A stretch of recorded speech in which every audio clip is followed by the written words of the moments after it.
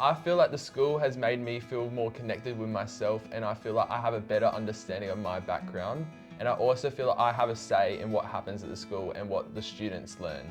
I've really felt more connected because back in primary school I had an idea. I knew I was Aboriginal, but I didn't really know what that meant to be Aboriginal. But now coming into high school and meeting more people, going to the excursions and listening to more people talk about culture, it's really made me feel embedded and that I belong and that I am Aboriginal, and I know the meaning and the depth to that. I just feel very lucky to have this space at Brighton. It's helped me feel very connected to other Aboriginal students and just the culture, my culture in general. I can go to the Aboriginal space here whenever I want, and it feels nice that I can have some help. I just think it feels good to have someone to go to when you need. You can always come into the Aboriginal space and there'll be someone to talk to you there. Coming in here at recess and lunch, it's a good place to just calm down and have a breather.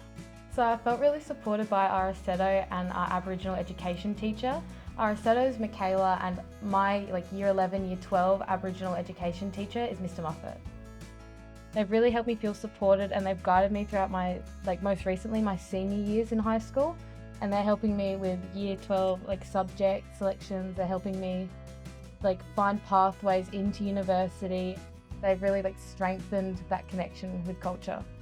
I feel included because the school incorporates Aboriginal culture into the curriculum and also offers other support like tutoring. A time I felt proud of my culture was when I was working on the Reconciliation Action Plan. I developed it with Michaela and Miss Kant, and they basically wanted me as a student perspective, and we shared the progress with the school and how we're embedding Aboriginal culture into the curriculum. We've had a more personalised acknowledgement of country throughout the school, and it talks about the land and the waters and the people, and that's really come from the Reconciliation Action Plan, and it's stemmed and it's grown, and it's really good to see. So when I moved from primary school to high school, there was an Aboriginal Learners Day. It was just a good way to connect with kids that we could possibly be friends with when we start high school. It made the transition easier.